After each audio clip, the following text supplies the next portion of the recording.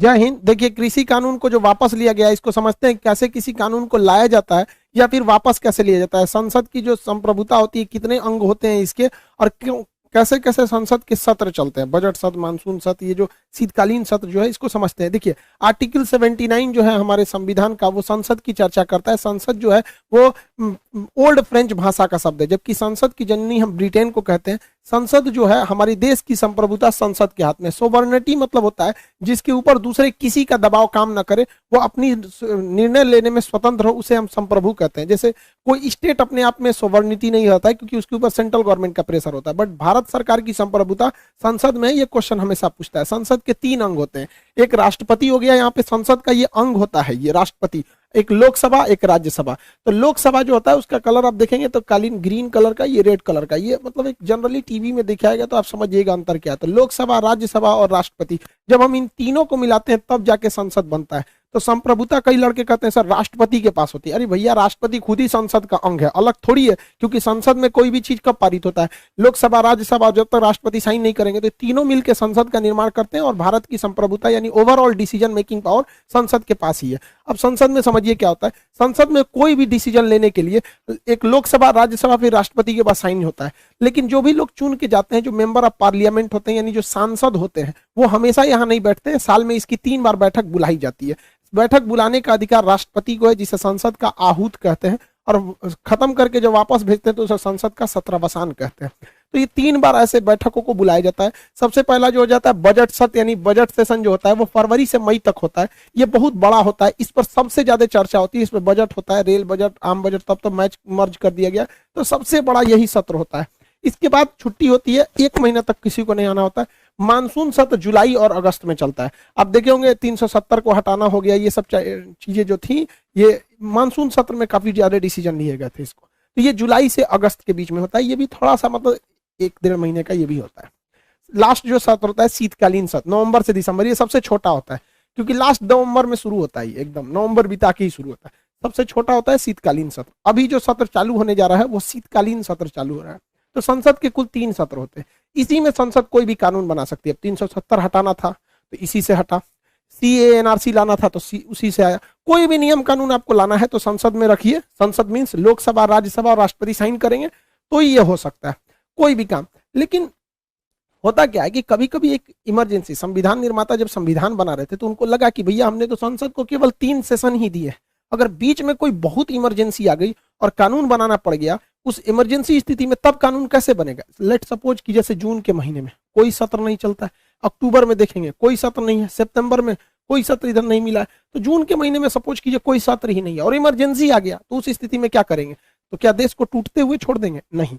संविधान निर्माता इसके लिए व्यवस्था करके गए थे ऑर्डिनेंस बिल का, अध्यादेश, राष्ट्रपति का अध्यादेश। संविधान का आर्टिकल 123 राष्ट्रपति को यह पावर देता है कि अगर संसद का कोई सत्र नहीं चल रहा है और कोई इमरजेंसी है तो आप कानून बना सकते हैं। और उसके बाद जब संसद का सत्र आ जाएगा तो संसद से कह दीजिएगा कि तुम लोकसभा और राज्यसभा से पास कर दो, हमने तो इमरजेंसी में अपना काम कर दिया। तो इसमें 2 चीजों का ध्यान रखना होता है आर्टिकल 123 के तहत। सबसे पहला कि संसद का कोई सत्र नहीं चल रहा हो और मामला इमरजेंसी का हो। ऐसा नहीं कि कोई नॉर्मल मामला को आप अध्यादेश के थ्रू ला सकते हैं, ऐसा नहीं होना चाहिए। तो इस बार क्या हुआ, किसान बिल जो था वो बहुत बड़ा कोई विधेयक नहीं था। ऐसा नहीं था कि देश को कोई इमरजेंसी आई थी अचानक, मतलब किसान आंदोलन लाना ही लाना है, मतलब किसान बिल को लाना ही है, ऐसा कोई जरूरत नहीं था। फिर भी 5 जून 2020 को यानी पिछले साल राष्ट्रपति ने अध्यादेश ला दिया। तो ये कुछ अजीब सा लगा कि कोरोना के बीच में अचानक क्यों ला रहा है। शुरुआत से हुआ। अब 25 सितंबर को जब संसद की बजट सत्र चालू हुआ, मानसून सत्र, क्योंकि इस बार जो पिछले साल जो सत्र हुआ था कोरोना को लेकर थोड़ा सा लेट हुआ था, तो जब मानसून सत्र चालू हुआ तो अध्यादेश को संसद पे रखना पड़ता है लोकसभा और राज्यसभा के पास कि देखिए भैया हमने तो इमरजेंसी में ला दिया। तो 25 सितंबर को संसद ने इसे पास कर दिया और 27 सितंबर को राष्ट्रपति के पास हस्ताक्षर करने के लिए भेज दिया गया। अब ये हो गया परमानेंट कानून। तो फर्स्ट ऑफ ऑल ये इमरजेंसी की जरूरत नहीं थी जो इसे अध्यादेश लाया गया, सरकार ने इसे पास करा लिया, वो एक अलग मैटर है, वापस भी ले रही है वो अलग मैटर। लेकिन ये एक इमरजेंसी नहीं था जो इसे मतलब जून में अध्यादेश के थ्रू लाया गया। अब इसका विरोध चालू हो गया, अलग अलग टाइप के किसान लोग, हर टाइप के, जिसमें राकेश टिकैत सबसे प्रमुख थे, उन्होंने विरोध करना चालू कर दिया। और विरोध देखते देखते मामला चला गया सुप्रीम कोर्ट में। सुप्रीम कोर्ट ने कह दिया 12 जनवरी 2021 को, यानी लगभग 1 साल पहले सुप्रीम कोर्ट ने इस पर स्टे लगा लिया था कि भैया इस कानून को अभी आप लागू मत कीजिए, पहले एक पैनल बनाइए जो किसानों को और सरकार के बीच की आपसी बातों को समझेगा कि क्या दोनों में सही है। देखिए इसमें कुछ अच्छाइयां भी हैं कानून में, कुछ खराबियां भी हैं। तो ये ऐसा मामला चलते रह गया।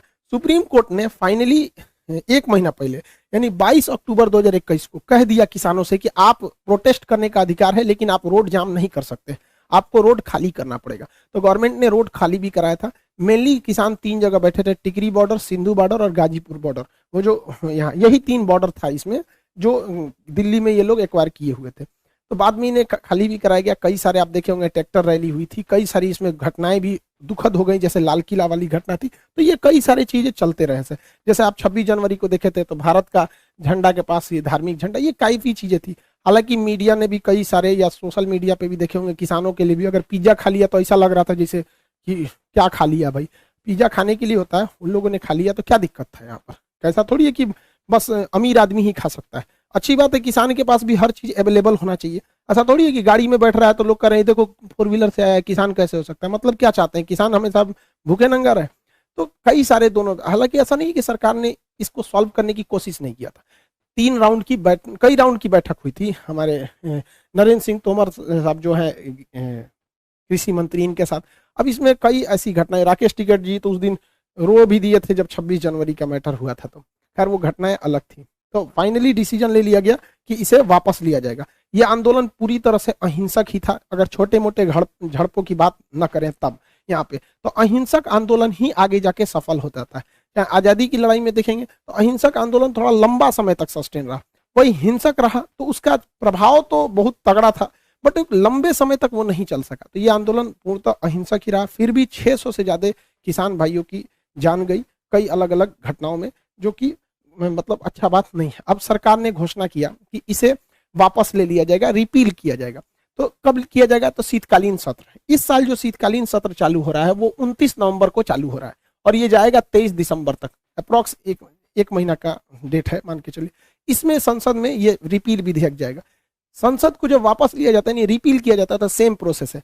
लोकसभा में रखा जाएगा कि हम इस विधेयक को वापस लेना चाहते हैं, तो यहाँ बहुमत से पास होगा, हाँ भैया हम भी वापस, ठीक है आप वापस ले लीजिए। फिर राज्यसभा में जाएगा कि हम विधेयक वापस लेना चाहते हैं, तो इसे भी बहुमत से वापस लेना पड़ेगा। और राष्ट्रपति के पास साइन करने के लिए जाएगा, आप भी साइन कर दीजिए। जब राष्ट्रपति साइन कर देंगे तो वापस हो जाएगा। मतलब जिस तरह से विधेयक को लाना होता है सेम उसी तरह से विधेयक को वापस भी करना होता है। इवन नाम भी चेंज नहीं होता है, जो विधेयक लाने के टाइम पे था ना वही नाम यहाँ भी रहेगा, बस लास्ट में रहेगा रिपील बिल, मतलब वापस लेने के लिए यहाँ पर। उसके बाद ये विधेयक मतलब वापस लिया जाएगा। हालांकि ऐसा नहीं है कि विधेयक को वापस ले लेने से कोई बहुत बड़ा चीज हो जाएगा भाई। तो किसानों की तो स्थिति वही है। ओवरऑल किसानों का मांग क्या था, देखिए ये विधेयक में क्या अच्छाई थी क्या खराबी, इसको हमने बहुत पहले ही, जब ये विधेयक आया था 1 साल 1.25 साल पहले ही हम ये वीडियो बना दिए थे। इसको लगभग 2 करोड़ से ज्यादा लोगों ने देख लिया है।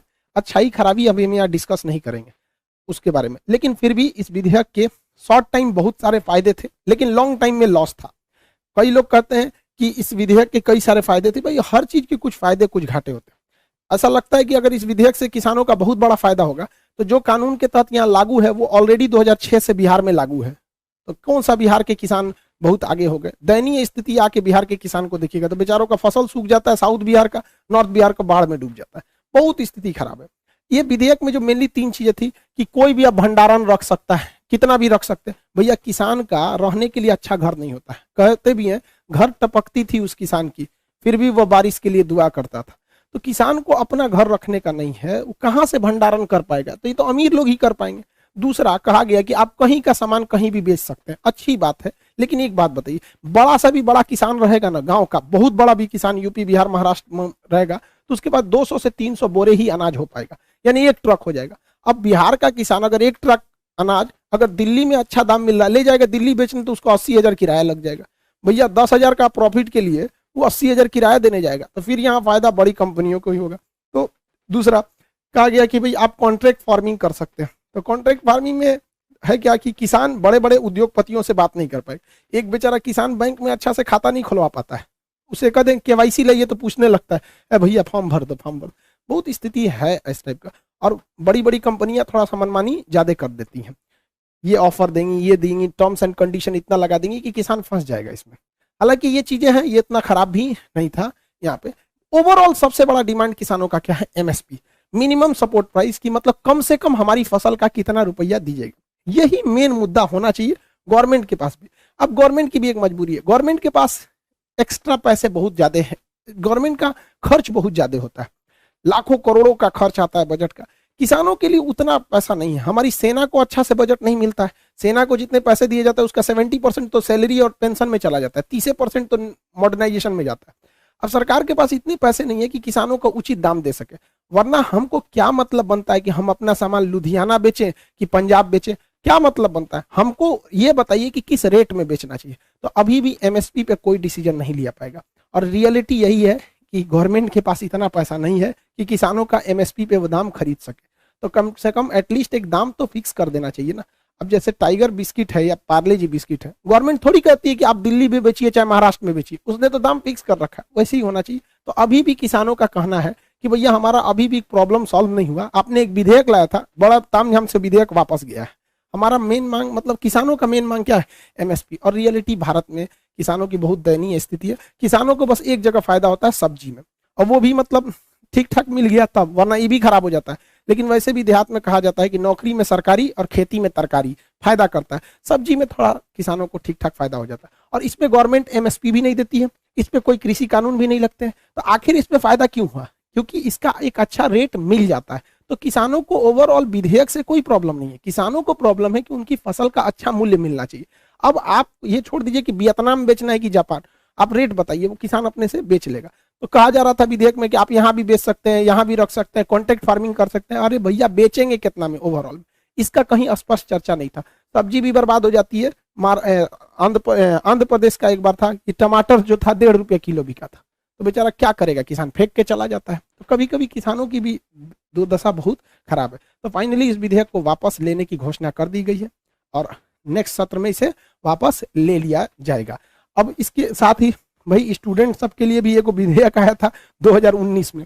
देखिए 2019 में रेलवे एनटीपीसी ग्रुप डी का फॉर्म आया था, और आप लोग जो तैयारी करते हैं वो तो तकलीफ को डायरेक्टली सोच सकते हैं। जरा ये बताइए, गरीब इंसान 2019 में फॉर्म भरा है, 2021 तक में उसका एग्जाम डेट नहीं दिया जा रहा है।